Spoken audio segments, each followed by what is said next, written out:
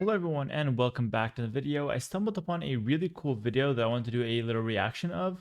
And it's a video by, I know who this guy is, but he's new on YouTube. So his name is Siesta. You can see he's got 56 subscribers. So we got to bump him up. Maybe I'll subscribe to him myself. Show up some support here. But it's basically a top 15 Age of Empires 2 players of over time from 2000 to 2024. And it's one of those cool graphics where it just continues going up over time. And you can see the different names kind of popping in and out.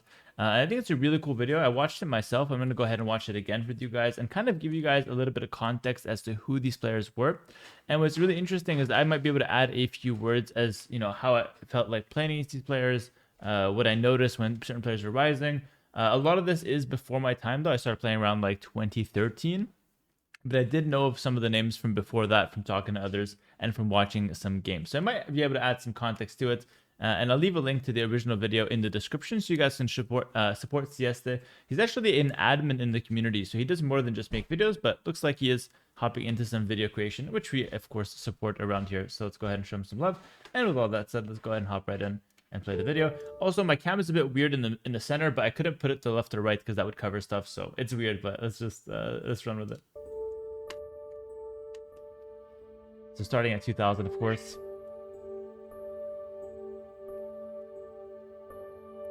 There we go. And I could probably talk without pausing it because there's just music in the background anyway. Maybe I'll raise the music volume. I don't know. Something like that could be okay. Yeah.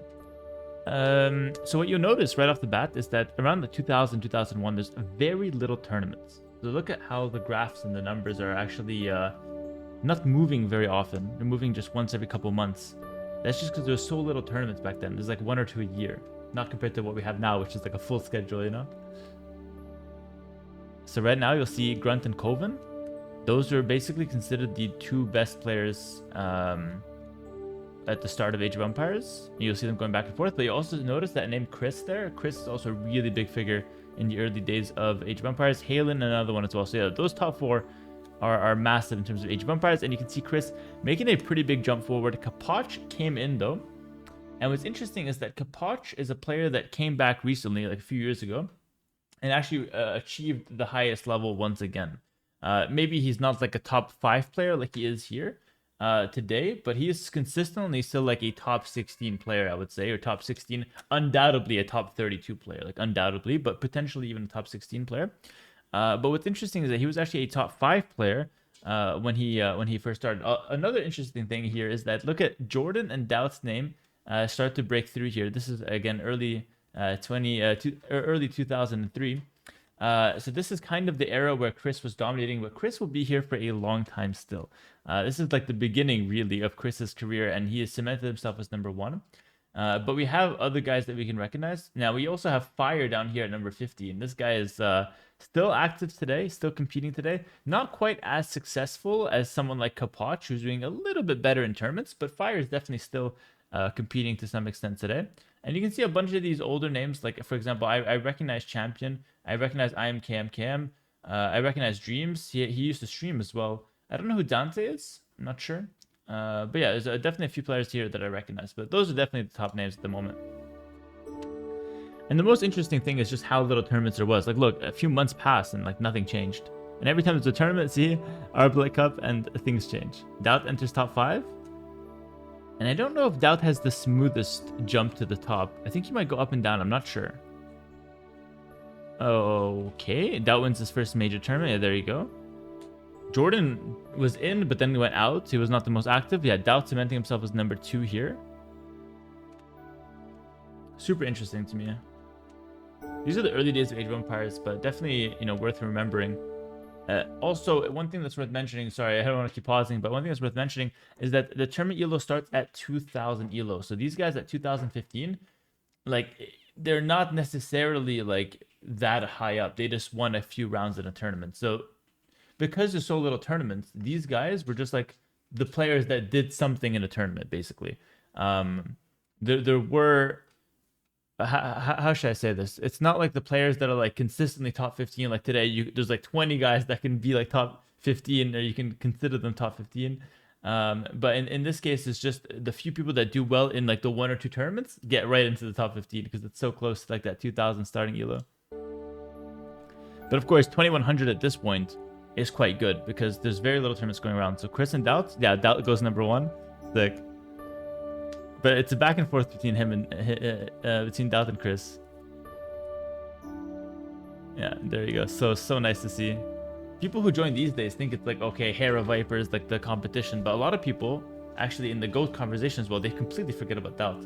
Like for me, the GOAT, Viper number 1 and actually Doubt number 2. And you'll see why. I think he has a really, really nice reign that's often forgotten now, which is a shame.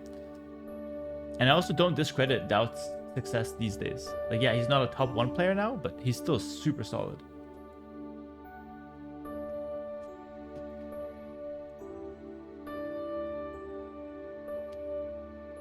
Again, just another like area with no tournaments, but you can see how Doubt and Chris are way higher than the rest. Like, this is so insane. Look how high they are compared to the rest of the players. That means they were consistently getting number 1 and number 2. And I also think this is because they played some show matches between each other as well. Some best of 21s and whatnot. Again, look at this dark period. It's just like months passing and no tournaments happening. This is why we're so blessed these days to have so many tournaments. But yeah, Doubt Chris is the original rivalry, I would say, between number 1 and number 2. Viper has not even entered the scene right now in terms of top 15, but he's coming soon. Jordan entered it and went out, but Jordan's going to come back. You'll see him. Kabach still kind of hanging out there. Nothing too crazy. Russo, I don't think he was that big of a name. Alive and Wrath are actually 2 top-tier Brazilian players. Tim, Chinese player, making a scene, making it into the scene. Zemziak still plays to some extent now. Polish top player. Oh, Duck. This guy had like literally 10,000 games played on Vubli. This guy, I used to play this guy like literally every day. He was not very good though, but neither was I. We played around like 1800 to 2K level, which is like, let's say like, I don't know, top 300 in the world at that time. But man, we had to go back and forth. He was so aggressive, so messy. It's like either aggressive or Stonewall. It's so messy. Every time I play against him, especially that China lag, like 300 lag, 300 ping lag, China to Canada. That was some good times. I didn't think I'd see that name. It's like nostalgia for me. But he was not a very good player. Dogao, like relatively speaking, compared to like top 15 and whatnot. Dogao making it in. That guy is also a really big name. Doubt Chris still going. Like, how long have Doubt and Chris been going? It's probably been like 6 or 7 years where they're going back and forth. Chris doing more than Doubt though overall. But Doubt will outlast Chris's career, as you'll see. He will win over Chris. Chris has like 2,000 days at top 1. But yeah, now Chris kind of falls off and Doubt cements himself as number 1. This is kind of like the passing of the torch right around 2010. And now you see Jordan 23 coming back in. Ryut making a rise. Now, I checked the comments of this video briefly, and people didn't know who Ryut was. Ryut was one of the best players to ever play this game, even though he played for a very short period of time. He was considered, for a short period of time, number 2 behind Viper, and he was considered the guy to pass Viper in certain settings, or at least to challenge Viper's reign. So a very important name in 8v2 history that's often overlooked, but I played against him a ton, and he felt like actually very skilled. Like, Ryut might be lacking some strategy here and there, but skill-wise, he was top tier. Like, he was out-microing so many players. Like, he was really freaking good. He was, like, kind of like me right now mechanically, but more aggressive, I would say. So he had, like, clean mechanics, but I would use my mechanics, like, today, I'd use my mechanics more on, like, defense or, like, controlling the game. He would use those same mechanics aggressively, which is, like, really, really strong. So it's very hard to play against Ryut. It's a shame he left the scene. He went to go study. Actually successful. I think he became like a lawyer or something. But have a lot of respect for Ryut, definitely. Brazil did a lot of big things. Like, they have a few players in the top. But Ryut definitely, look at him creeping up. The best one that they had. Tim securing himself number 3. One thing that's odd is that no Yo. At the bottom we have Kyo, but not Mr. Yo. Lix is in there. Good Boy. I remember a video of Good Boy up against Viper. I was watching that video. It's a random game, and Viper was out-microing the shit out of him. So all I know about Good Boy is that he was just getting out-microed. It was like Viper downhill with skirms versus more skirms from Good Boy uphill, and Viper won the fight. It was insane. Yeah, poor guy, though. Must have been a solid player. I think I played against him a couple times, but a bit before my time. So Doubt's still number 1. Again, like I said, he kind of beat Chris in like the rivalry they had, let's say. Music's getting a little loud. Let's lower that again. And okay, there's Viper. So Viper starts getting in, and if you guys want to know more about that, I have a history video. Me and Doubt did actually a 2-hour like documentary almost, more like a conversation about the history of AV2. We went in depth about this Viper rise to the top. It was very interesting. Him and Jordan were actually neck and neck. Doubt was considered the best. Again, Ryu taking the #1 spot. I told you this guy is dangerous. Viper will take it from Ryut, but Ryut would be a big name for a few years. Nikov and Miguel making it into the top 15. And there you go. Viper gets to the top. And Viper will stay at the top. That's the difference between Viper and some of the other ones. I don't think Viper loses it briefly to Jordan, I think. Slam coming into the top. It's also a really big Canadian name. Worth mentioning. As you can see, Ryut's still in there. Still in the conversation. Going back and forth. But Jordan is like the clear #2 here. And some names that come in and out. I won't talk about them too much, but say my name. Basti coming in, yeah. Loiza, you might Stark. You guys might recognize some of these names near the bottom. Still not a lot of ELO to go around. You'll see at the end, there's just more ELO going around because there's more tournaments nowadays. So nowadays, like, the competition is way fiercer in the sense that there's more tournaments, but it's also easier to get points. Whereas back then, there's just not a lot of points to go. There's Mr. Yo. Finally, he shows up. 2015. Damn, he jumps in. I think Yo got second in the Maldives or something. That's why he jumped so much. Loiza jumps quite a bit. As you can see, Doubt's starting to fall off a little bit. This is kind of how it went. Like, Viper took the throne from Doubt, similar to how Doubt took the throne from Chris. But the respectable thing about Doubt... I should rephrase that. Like, Chris also did really, really good things still after not being #1. But the crazy thing about Doubt, I should say, is that he stayed at the top even till today. Top 8, top 16, something, you know? Which is, in my opinion, super, super impressive. So now we're entering in 2017. We see Tato jump. We see, that's Leary starts jumping in. Yeah, again, Doubt's still in the conversation, which is really impressive. Tato kind of makes a name for himself, hits that top 5. Viper's still at the top comfortably. Yeah, I don't think he even lost it once. That's crazy. I thought he lost it to Jordan, but looks like he didn't lose it once. MBL hopping into the top 15 there. There you go. And Vinchester, yeah, spiking in as well. So now, at this point, I would say that the main players were like... yeah, I was going to say Leary. Yeah, Leary starts to be the main player around here. Leary, Yo, Viper. Ryut, at this point, by the way, it's a bit inaccurate, but he kind of falls off a little bit around this point due to mainly inactivity. So he'll drop out of the top soon. But this is near the end of Ryut's career. And like I said, it's not due to him lacking talent. It's more due to him just going another path in life.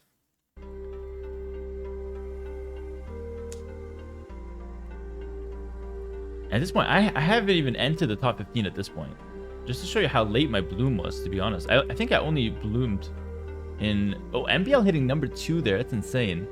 Around this time was like NAC, by the way. The first edition of Nilly's Department Cup. I remember watching that from... I think I had quit the game at this point, or like shortly before 2019. Yeah, maybe like late 2018. I think I quit the game. I remember watching NEC from my college, and I was like, this is the coolest thing ever. Like, LAN event against all the guys they used to play against, and it was just like so fun to watch that one. But yeah, you see Ryu kind of dropping off, Mr. Yo making it to the top. Another conversation I would say is Viper, Taro, Yo, MBL, Leary. That's like the top 5 right now. Ryu is kind of fake here. I think I should start jumping in there. Yeah, there we go. Late 2020, I just jumped straight in there. But that's because I got a bunch of good results back to back, and I just jumped straight to #2, which is insane. But it's not going to be a solid #2, because at this point, I'm a little bit like inconsistent. I have some hits and misses. I got #1 at what point? I don't remember why I spiked to 1, but it's going to go back and forth between me and Viper. This is like the next rivalry for the top 1. Leary is also in there, though. Yeah, he gets #1 for a little bit. There you go. And this is now like the top 5 as we see it today. These same 5 names have been in there. And you see, again, Doubt's still in the conversation of top 5, which is incredible to see.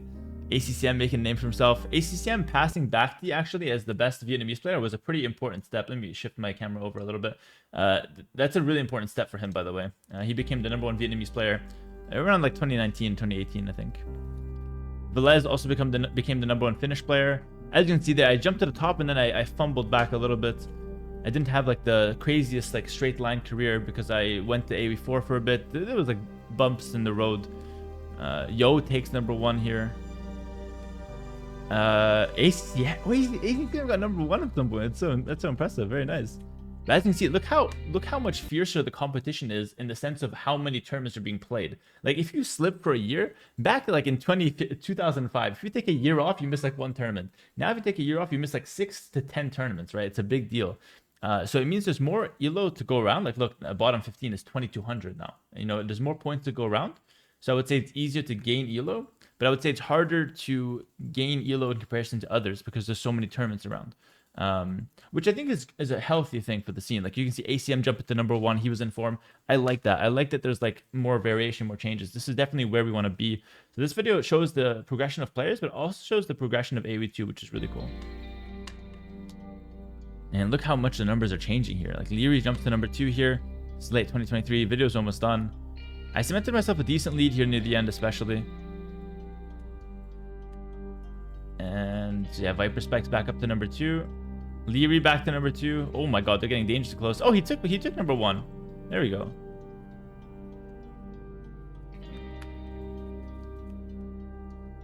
You went NEC5. And we're nearing the end of the video. Ooh, I spiked a bit, but I went back a little. That's fine, though. Viper now spiked. Oh, Sebastian coming up. That's so interesting. Sebastian won a few A-tier tournaments and did well in a few S-tier tournaments, so he spikes up big. I will talk a little bit about the point system before I end the video, by the way, because it is worth mentioning. Sato Barrels make it into the situation, and that's the final ranking for the video. So I will talk a little bit about a few things here. So number 1, I'm going to talk about like what elo is being used. This guy is using a tournament elo from a website called aoe2tournamentelo.com or something like that. And this website, in my opinion, is not the most accurate, because basically you can lose points even if you win a turn, like a series. If let's say if I won 3-2 against Barrels, I would say it's a win. Everyone would say, okay, that's a win, no problem. But I would actually lose points according to AoE2 elo, because they think I should have won more than 3-2. So this is, in my opinion, the biggest flaw of the website. Another flaw is that it counts, like, if I beat Viper in a C-tier tournament, it counts it as the same amount as if I beat him in an S-tier tournament. It just counts the matchup rather than the tournament status, which I also think is another flaw. But besides that, this website does a great job of, you know, keeping a track of every single like event we have, and keeping track of everyone's elo based on their performances. So those are the 2 flaws that I felt like I have to mention. But other than that, I think the website does a solid job. So for example, keeping a 2500 is really hard, because if I lose a couple like rounds or even a few games, you know, against some of the lower rated but are still really good, like ACCM Winchester, Hart, Yo, whatever, I will actually drop points. So it's hard to maintain a high lead. But at the same time, there's so many events happening that if you just get a few like good events in a row, you can spike up, like we saw Sebastian spiking up quite hard. Yeah, amazing video. Shout out to CS for making it. I'm a sucker for these kind of graph videos. I hope he does more, to be honest. And I hope you guys enjoyed it as well. Thank you so much for watching. Yeah, let me know in the comments below what you guys thought about it. I think this was a very, very nice video. I hope my commentary added something to it as well. And once again, be sure to check out CS channel and show him some love and support on his video as well. Thanks for watching, guys. Make sure to like, comment, subscribe our videos as well. And I'll see you guys in the next one. Peace.